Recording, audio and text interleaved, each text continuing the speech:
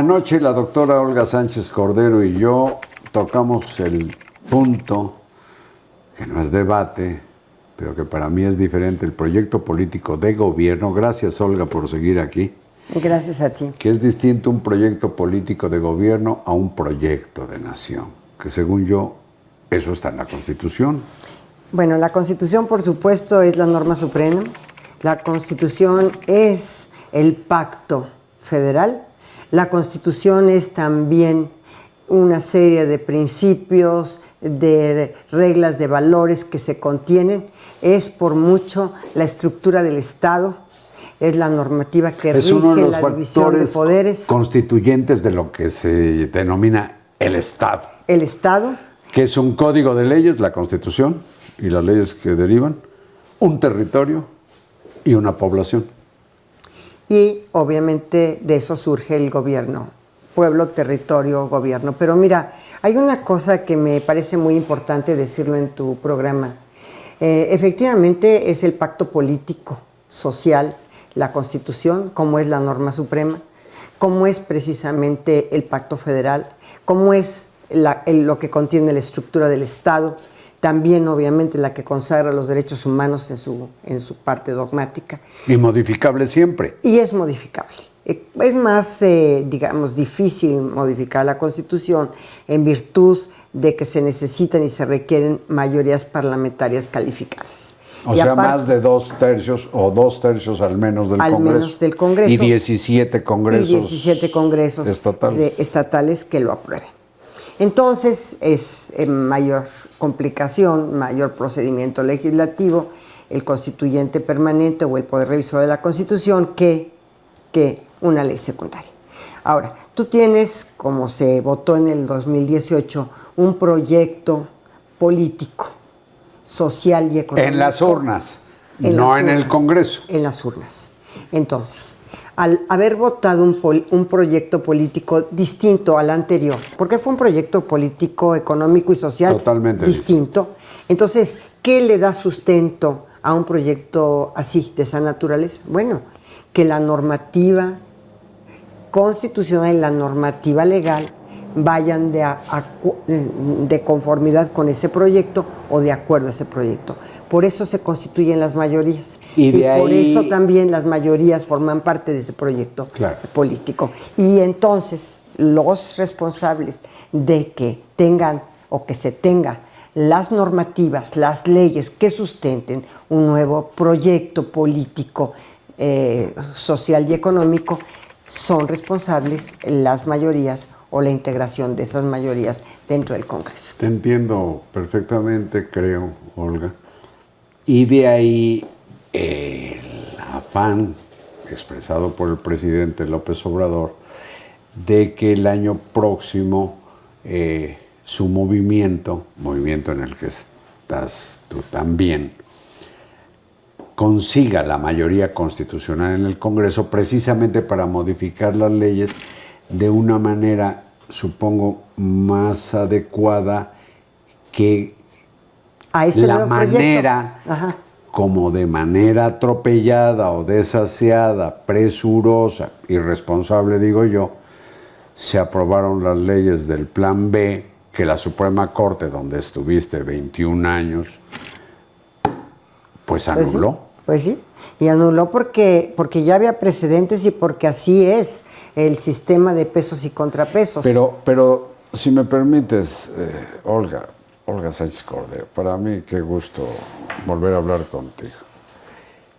Yo dije anoche que tú eres para mí seguramente, quien dentro de esto que le llaman la 4T o la Cuarta Transformación, gobierno, simpatizantes, partido, etcétera, yo creo que nadie como Olga Sánchez Cordero sabe qué cosa con la impartición de justicia. Y tu declaración, después de que la mayoría de ministros, aplastante mayoría de ministros de la Corte, de los 11 ministros, creo que fueron... Invalidó. Creo que fueron 9. Invalidó el proceso legislativo. 9 de 11 invalidó el proceso legislativo. Fue categórica tu aceptación de que había estado pésimo el procedimiento. Pero lo dijiste, Olga, en un contexto que no puedo omitir en esta plática. Hay un conflicto entre el Poder Ejecutivo que encabeza López Obrador y la Suprema Corte de Justicia y la descalificación a la ministra presidente, Norma Lucía Peña.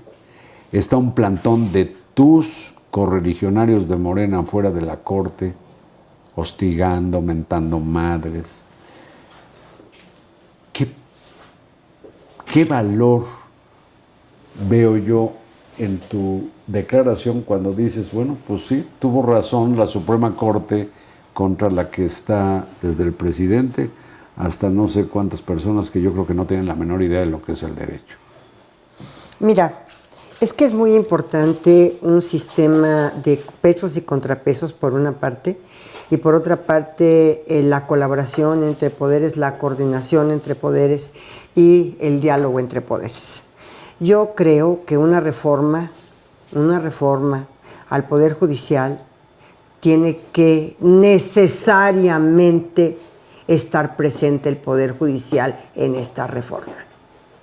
No hacerla al margen del Poder Judicial. No se puede hacer al margen una norma, cualquiera que ésta sea, si no tienes una interlocución con los destinatarios de la norma. Eso que acaba de decir la ministra en retiro, Sánchez Cordero, es lo que, entre otras leyes que han sido aprobadas, supongo yo, de manera irresponsable en el Congreso, le ocurrió a la ley del CONACYT, que se fraguó sin la participación de la comunidad científica. Por ejemplo, ¿qué hice yo? No por echarme porque como dicen, échate tus mis flores. porras, mis flores, bueno, a ver, yo estuve empujando el Código Nacional de Procedimientos Civiles y Familiares, que acaba de publicarse en junio de este año. ¿Qué pasó con ese código? ¿Quiénes estuvieron sentados construyendo el código? Los operadores jurídicos, las barras de abogados, los jueces, los magistrados, las organizaciones de la sociedad civil, las organizaciones de personas discapacitadas, los colectivos de madres buscadoras.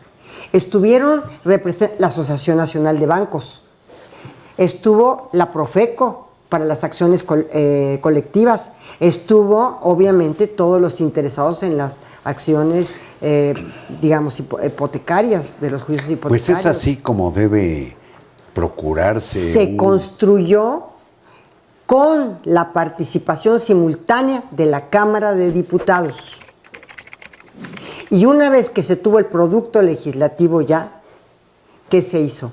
Se presentó una nueva iniciativa con todos los actores políticos. Y por eso prosperó. Y ese fue votado unánimemente por la Comisión de Justicia de Estudios Legislativos de ambas cámaras, y la iniciativa fue firmada por todos los coordinadores parlamentarios. Eso es lo ideal,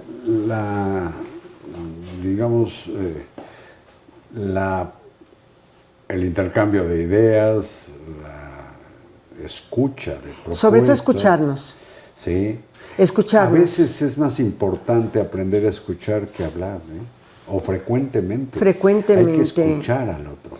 Pero en esto de las leyes, Olga, a mí me parece, en esta misma oficina me lo hizo notar el doctor Diego Valadez, que el Poder Judicial efectivamente requiere de una reforma, por ejemplo, en materia de amparo, porque frecuentemente, como ha ocurrido con algunas obras emblemáticas, se otorgan las suspensiones. La 4T, se otorga la suspensión y se para la obra. Se paraliza. Entonces, habría que ver ahí cómo resolver. Pero, Olga, te voy a plantear ahora un tema que se me antoja desolador, pero yo creo que hay una especie de condición idiosincrática, fíjate lo que estoy diciendo, como de idiosincrasia mexicana, y se da en muchos países de América Latina, como de no saber ponernos de acuerdo en las cuestiones sociales. Y lo vimos hace unos días con los acontecimientos desventurados, por ejemplo en Chilpancingo, donde las autoridades tienen que negociar con bases sociales de organizaciones delincuenciales y dan ganas de decir, pues aquí a ver quién, aunque sea una inteligencia artificial, que venga a poner orden. Hay algo que hace que no terminemos ponernos de acuerdo y esto hizo trizas al país, por ejemplo, en el siglo XIX. Mira, no solamente que efectivamente no logramos ponernos de acuerdo en muchos temas, sino que hay que atender temas muy importantes. El tema de justicia es uno de los temas más importantes, porque yo te puedo decir algo. Tú me estás diciendo no nos ponemos de acuerdo y se tuvo que negociar con esta base delincuencial, nada más y que era parte de la población, por supuesto, pero hay que ver por qué y cuáles son las causas. Y yo te voy a decir algo. ¿Qué hemos tenido en nuestro país? Hemos tenido impunidad. Sí. Impunidad. ¿Y cómo se combate la impunidad? Con un fortalecimiento al sistema de procuración y de impartición de justicia. De las instituciones. De las instituciones. Y que cada quien cumpla con su tarea. Exactamente. Así es. Entonces, si tenemos ese grado de impunidad, por supuesto hay delincuencia organizada. Si tenemos ese grado de impunidad, por supuesto hay corrupción, por supuesto hay cohecho, por supuesto hay violencia, Corrupción hay violación. e impunidad siguen siendo, los problemas parecen endémicos en México. Un binomio, es el binomio terriblemente letal, es el fentanilo de la nación. Así es. Pero, doctora, el tiempo ya devoró nuestro. No puede ser, qué rápido. Yo quiero pedirte que sigamos en otras ocasiones platicando para desmenuzar lo más que podamos los asuntos que tienen que ver con la Procuración de Justicia. ¿Te parece? Me encanta. Olga Sánchez Cordero, no hay nadie en la 4T que sepa mejor que con la impartición de justicia y los problemas que hay que resolver en el Poder Judicial. Muchas gracias, Olga. Muchas gracias a ti. Es una gran oportunidad. Y buenas noches.